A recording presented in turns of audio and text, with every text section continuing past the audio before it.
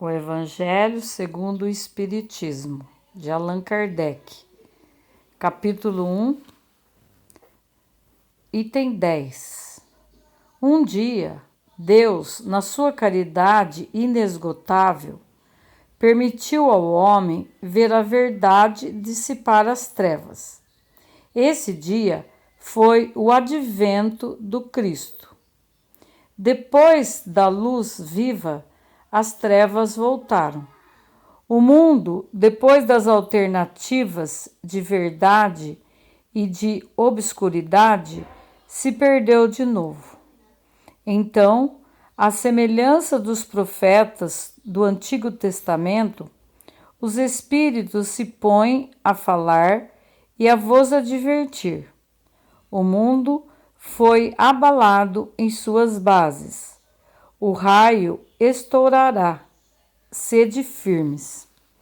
O Espiritismo é de ordem divina, uma vez que repousa sobre as próprias leis da natureza. E crede que tudo o que é de ordem divina tem um objetivo grande e útil. Vosso mundo se perdia. A ciência desenvolvida às expensas do que é de ordem moral, em tudo vos conduzindo ao bem-estar material, revertia em proveito do espírito das trevas.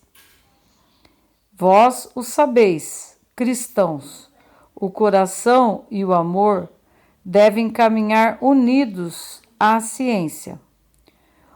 O reino do Cristo, após 18 séculos, e malgrado o sangue de tantos mártires, ainda não chegou. Cristãos, tornai ao Mestre que quer vos salvar. Tudo é fácil àquele que crê e que ama.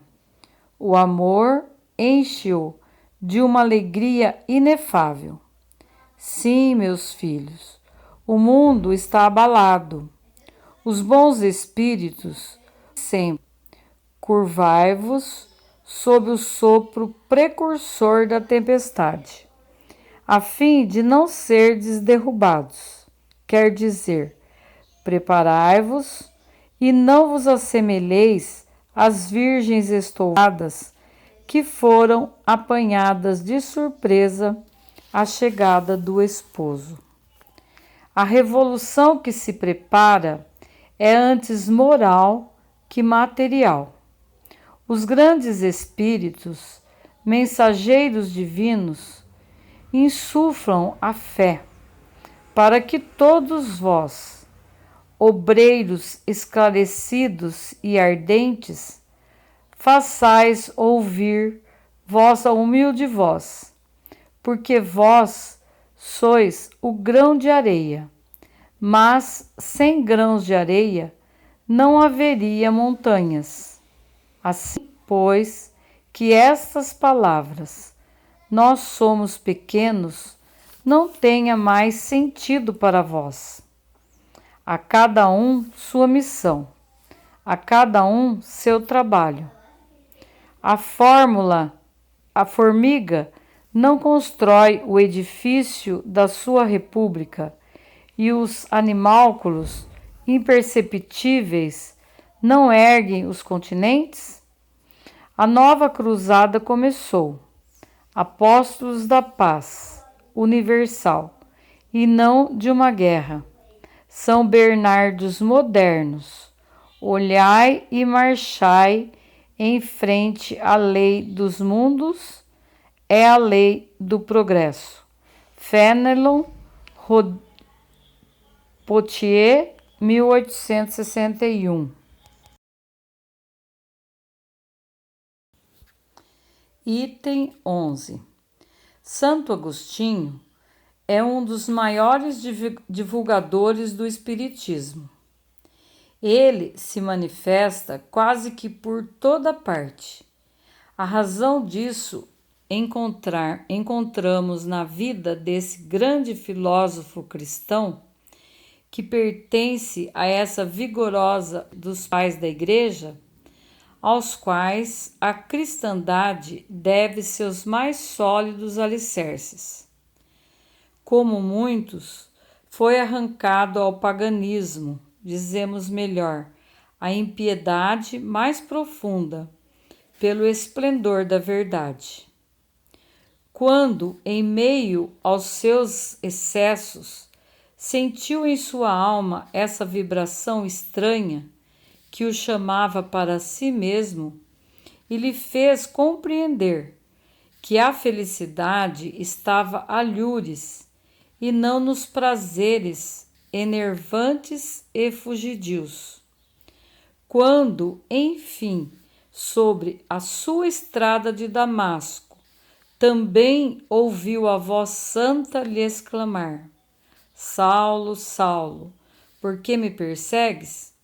Ele exclamou: meu Deus, perdoai-me, eu creio, eu sou cristão. Depois, então, tornou-se um dos mais firmes sustentáculos do Evangelho.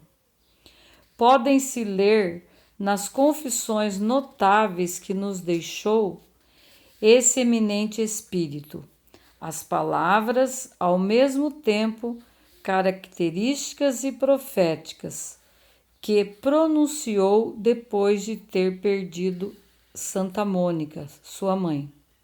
Eu estou persuadido de que minha mãe voltará a me visitar e me dar conselhos, revelando-me o que nos espera na vida futura. Que ensinamento nessas palavras! E que previsão brilhante da futura doutrina! É por isso que, hoje, vendo chegada a hora para a divulgação da verdade, que ele havia pressentido outrora dela, o ardente pregador, e se multiplica, por assim dizer, para responder a todos aqueles que o chamam. Erasto. Nota: Santo Agostinho vem, pois, destruir aquilo que edificou? Seguramente que não. Mas, como tantos outros, ele vê com os olhos do espírito o que não via como homem. Sua alma liberta entrevê novas claridades, compreende o que não compreendia antes. Novas ideias lhe revelaram o verdadeiro sentido de certas palavras. Sobre a terra, julgava as coisas segundo os conhecimentos que possuía. Mas, quando uma nova luz se fez para ele, pôde julgá-las mais judiciosamente. Foi assim que mudou de ideia sobre sua crença concernente aos espíritos incubos e súcubos, sobre o anátema que havia lançado contra a teoria dos antípodas. Agora que o cristianismo lhe aparece em toda a sua pureza, pôde ele, sobre certos pontos, pensar diferentemente do que quando vivo, sem deixar de ser o apóstolo cristão. Pôde, sem renegar sua fé, fazer-se o propagador do Espiritismo, porque nele vê o cumprimento das coisas preditas. Proclamando-o hoje, não faz senão nos conduzir a uma interpretação mais sã e mais lógica dos textos. Assim ocorre com outros espíritos que se encontram em posição análoga.